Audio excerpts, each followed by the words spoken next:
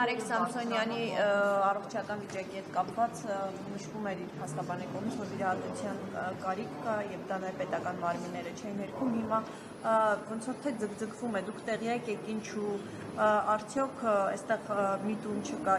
ինչ մանրամասներ գիտեք այս process-ի հետ կապված։ Վիրահատության հետ կապված, քանի որ նաեւ հրապարակային է եղել տեղեկատվությունը, ես ինքս պետական մարմիններից պահանջել եմ, որ այն դեպքում, եթե վիրահատությունը անհապաղ պետք է տեղի ունենա, բնականաբար կազմակերպի սահմանված ձևաչափով եւ եթե չեմ սխալվում, իհարկե այս պահին չեմ կարող դարձյալ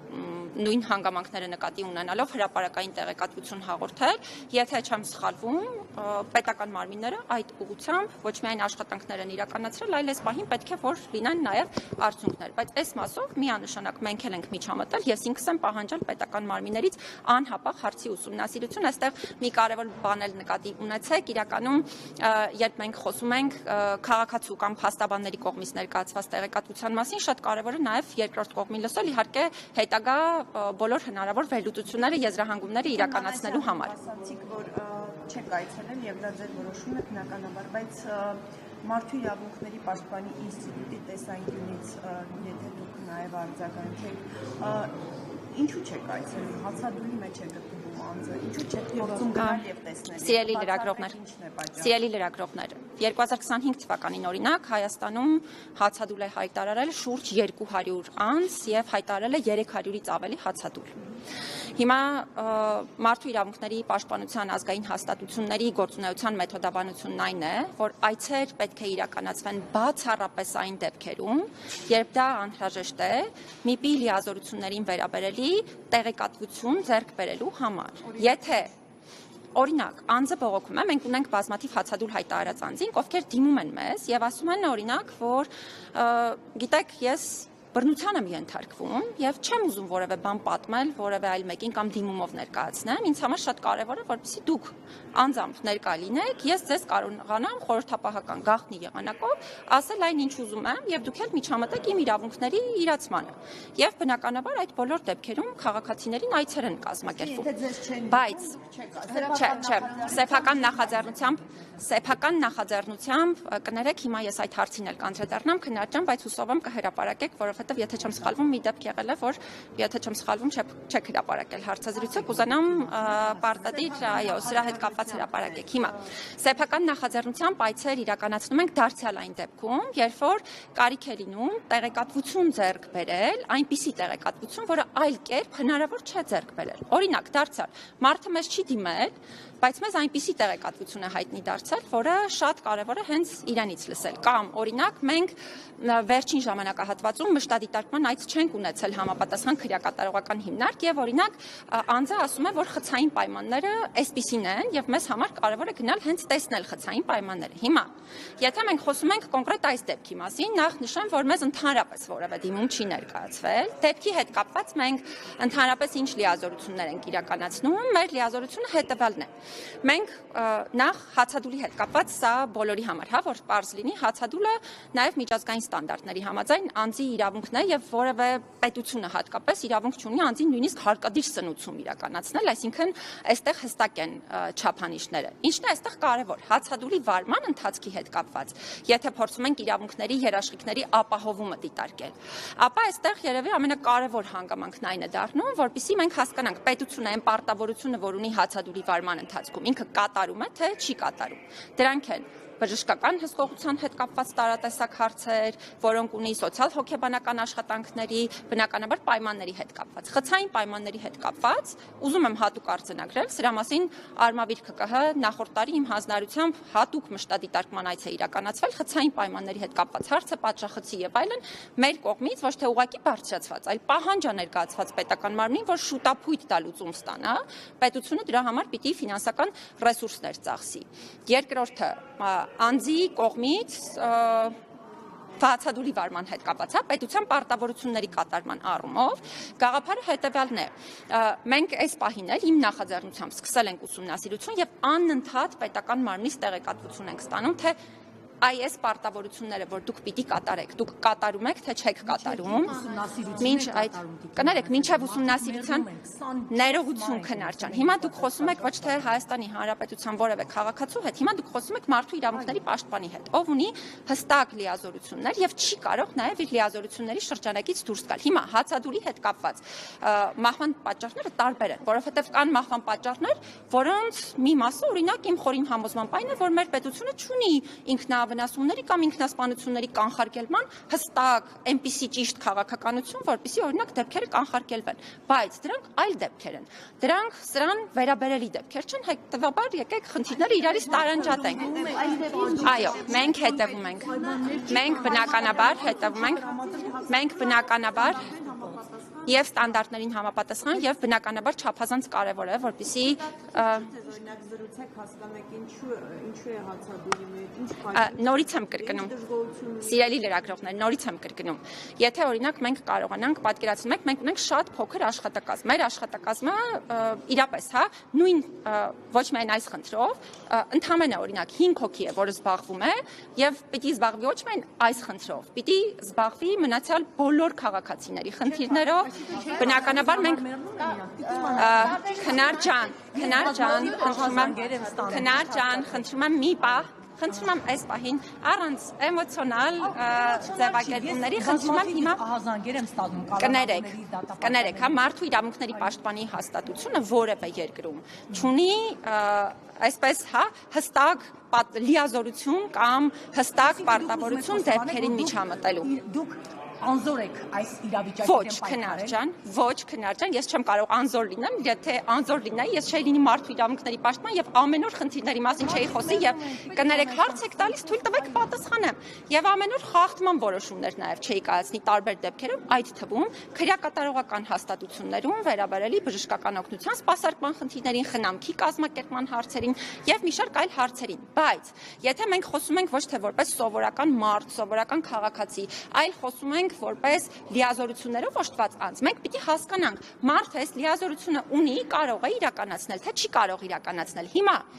ես 200 հոգու բնականաբար չենք կարող մենք այցելել։ Դրա համար բոլոր հաստատություններում, բոլոր երկրների, բոլոր եվրոպական երկրներում գաղափարը հետևյալն է. հստակ ընտրվում է մեթոդաբանություն, որ եթե այցը հերթական չէ, ապա արտահերթ ում է պետք ընդհանրապես այցելել։ Եվ այդ մեթոդաբանությանը համապատասխան մենք էլ այցերը կազմակերպում ենք։ Ընդ որում, այնպես չէ, որ դուք չգիտեք էլ ընդհանրապես, մենք օրինակ այս քաղաքացուն այցելելու ենք կամ որ պահին ենք այցելելու, չենք այցելելու, եթե կարիք լինի, մենք նաև ասեմ ձեզ, անհատական հրապարակումներ չենք էլ սովորաբար իրականացնում, որովհետև քրեակատարողական հիմնարկներ մեր այցերը պարբերական բնույթ են կրում, այսինքն այնպես չի, որ մի անգամ ենք այցելում քրեակատարողական հիմնարկ։ Քրեակատարողական հիմնարկում էլ խնդիրներ ունեցողները բազմաթիվ են, որովհետև հազարավոր են այդ քաղաքացիները, եւ մենք բնականաբար պետք է փորձենք բոլորի խնդիրները հասցեավորել։ Ընդ որում, մի շատ սխալ ընկալում է տարածված, որ այն մարդիկ, ովքեր հանրային դեմքեր են, իրենց ավելի մեծ ուշադրություն է պետք դարձնել, այստեղ պարզ ասեմ ձեզ, սա լրիվ խեղաթյուրված ընկալում է, որովհետև ցանկացած ազատությունից զրկված անձ եւ նրանք նաեւ այս հաղորդագրությունը ինձանից ստանում են պարբերաբար, ես ինքս եմ նաեւ նրանց այցելում, մեզ համար հավասարապես կարեւոր է, ընդ որում ես իրենց միշտ ցույց եմ տալիս նաեւ, որ իմ համար կապ չունի նրանց կատարած արարքի բնույթը, որևէ հանգամանք, այսինքն մենք հարցով զբաղվում ենք։ Հիմա կոնկրետ Նարեկ Սամսոնյանի եւ հացադուլ իրականացնող այլ քաղաքացիների իրավունքների երաշխավորումը մարդու իրավունքների պաշտպանության հաստատությունների տեսանկյունից ոչ թե ենթադրում է նրանց բարեկամական այցի իրականացում, այցի միջոցով չէ, որ մենք այդ իրավունքի երաշխավորումը պետք է իրականացնենք։ Այցը ընդհանրապես լրացուցիչ օգնող միջոց կարող է լինել։ Իրավունքի երաշխավորումը մենք բոլորովին այլ տրամաբանությամբ ենք իրականացնում։ Օրինակ, երբ որ ես պահանջում եմ պետական մարմնից, ասում եմ, որ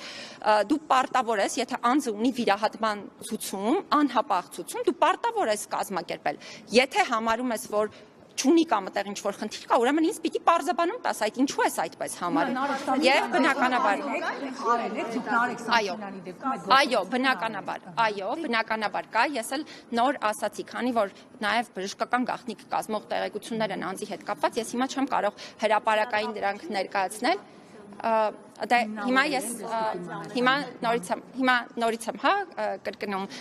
կարծես թե այդ թվում այդ պահանջների կատարման առումով դրական, քանի որ առաջընթաց կա, դրական զարգացում հնարավոր է լինի, ես կխնդրեմ ուղղակի սպասենք, որպեսզի ես չափանիշ չխախտեմ, այսինքն հիմա չսկսեմ օրինակ անձի մասին այնպիսի տեղեկատվություն տրամադրել, որը օրինակ կարող է անձը չի ուզում, որպեսզի մարդիկ իմանան կամ այնպիսի ստանդարտ չխախտեմ, որը իմ տեսանկյունից է խնդրահարույց։ Սպասենք կհրապարակվի վստահեցում։ Մենք ասում ենք, մենք ցավալի դեպքեր ենք ունեցել, օրինակ հացբերով, Մանվել Գրիգորյան, Արմեն Գրիգորյան, մենք նման դեպքերի հետ փաստերի հետ առնչվել ենք եւ նույն հանրությունն ասում է, շատ դեպքեր ունենք, օրինակ Վարդան Ղուկասյանի դեպքում մարդը դատարանում հստակ ասում է լավ չեմ զգում ինձ, շտապօգնությունը կանչում է, շտապօգնությունն ասում է անապահ պետք է տանել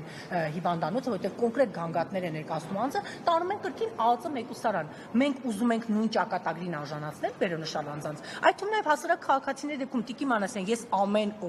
ամեն օր Համլետ Հակոբյանը կոնկրետ 2 օր առաջ են զանգարել, ասում խնդրում եմ, աղաչում եմ, օգնեք ինձ, ես ունեմ խիստ հիվանդություն, որը կալանքի հետ անհամատեղելի է, բայց ինձ սպանում են այստեղ։ Ես հրապարակում եմ ունեցել, ընդհանուր նաև ասում էր, որ մարդու իրավունքների պաշտպանին ինչպես դիմեմ, ասեցի մեր այս հրապարակումը հուսամ նաև մարդու իրավունքների պաշտպանի գրասենյակը հետևողական կլինի։ Ինքը կրկին 3 զանգարել է, ասում է, ինձ այստեղ սպանում են, խնդրում եմ օգնեք։ Ու նման դեպքերի արդյունքում 2022 թվականին 24 մահ ունեցա։ Քնա ջան, շատ շնորհակալ եմ իրականում այս հարցերը բարձրաձայնելու համար, որպես մարդ բոլորիս տեսանկյունից էլ հարցերը իրապես էմոցիոնալ են, հա, երբ որ որպես մարդ ենք նայում, բայց երբ որ արդեն նայում ենք մեր ունեցած լիազորությունների տեսանկյունից, այստեղ բնականաբար այլ ստանդարտներով ենք, հա, առաջնորդվում այն հարցերը քննարկելիս, թե ով ինչ կարող է իրականացնել։ Նախ նշեմ, որ այո, դիմողները բազմաթիվ հարցեր են բարձրաձայնում, թե քաղաքացիները, թե նրանց փաստաբանները, բայց այստեղ կարևոր այն հանգամանքը, որ մենք պիտի նաև մյուս կողմին էլ չլսենք, որովհետև ոչ դուք, ոչ ես, ոչ որևէ այլ մեկը չի կարող, այսպես միանշանակ գնահատականներ այն հարցին, թե պետական մարմինն է ճիշտ ասում, թե քաղաքացին։ Պիտի այդտեղ հստակ վերլուծություններ չանենք, այսինքն չեմ կարծում, որ դուք այն կարծիքին եք, որ այսպես 100%-ով միշտ ընդունում եք որպես ճշմարտություն այն, ինչ ներկայացվել է։ Հիմա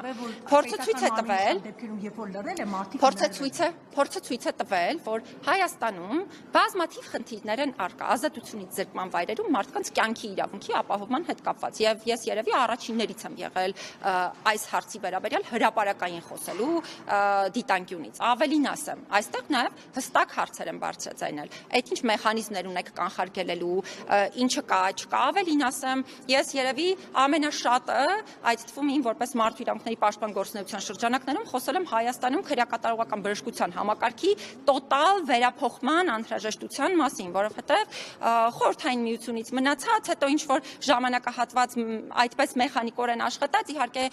որոշակի զարգացումներ ապրած, բայց ամեն դեպքում չափանիշների չբավարարող համակարգ է։ Եվ սա այո պետք է վերափոխվի։ Բայց այս ամենը մի օրում չի լուծվելու եւ նաեւ չի լուծվելու քաոտիկ շարժումներով։ Այսինքն սա ոչ թե պետք է լուծվի այնպես, որ մեզանից ով ինչ պատկերացնում է այդ պահին ասի կամ անի, այլ մենք հստակ հասկանանք, թե ինչ քաղաքականություն է ոլորտում պետք եւ հասկանանք մեզանից ամեն մեկը ինչ պետք է անի, որ խնդիրները լուծի, որովհետեւ եթե նորից սկսենք քաոտիկ այս հարցերին անդրադառնալ, ես ձեզ վստահեցնում եմ, ոչ թե կունենանք խնդիրների լուծում, այլ կունենանք շատ ավելի վտանգավոր իրավիճակ, որովհետեւ նույն փաստաբանների հետ քննարկումներում եւ այլն իրենք էլ են հասկանում եւ ընդունում, որ շատ դեպքերում հնարավոր է օրինակ նաեւ մանիպուլյատիվ վարքագիծ է, սա բոլորը գիտեն, այսինքն սրա մասին պետք է չի խոսել, բայց այստեղ մենք պետք է կարողանանք այնպես անել, որ քաղաքացին ազատությունից զրկված անձը ինքը հասկանա, որ անկախ ամեն ինչից, եթե ինքը իրավաչափ պահանջ ունի, եթե ինքը իրավաչափ հարց է բարձրացնում, դա անմիջապես լուծում է ստանում եւ ինքն էլ նաեւ իրավունքների երաշխիքներ ունի։ Ավելին ասեմ, եթե ցանկություն ունեք ազատությունից զրկված անձանց հետ կապված եւ նրանց իրավունքների շատ ավելի լայն քննարկումներ իրականացնելու, որովհետեւ մեր բացահայտած խնդիրները սրանցով չեն սահմանափակվում, սրանք փոքր խնդիրներ են, որոնց մասին հա հիմա հրապարակային այստեղ խոսում եք, բայց մեր հրապարակային զեկույցներում բազմաթիվ խնդիրներ կան, որոնք մի քանի անգամ ավելի շատ են, քան նրանք ինչ հիմա են բարձրաձայնում, ավելին ասեմ, շատ դեպքերում բարձրաձայնում են հարցեր, որոնք իրականության մեջ գոյություն էլ չունեն, բայց այն հարցերը, որ գոյություն ունեն, մնում են, չգիտես ինչու, չքննարկված։ Հետևաբար կարող ենք նաև հետագայում այլ քննարկումներ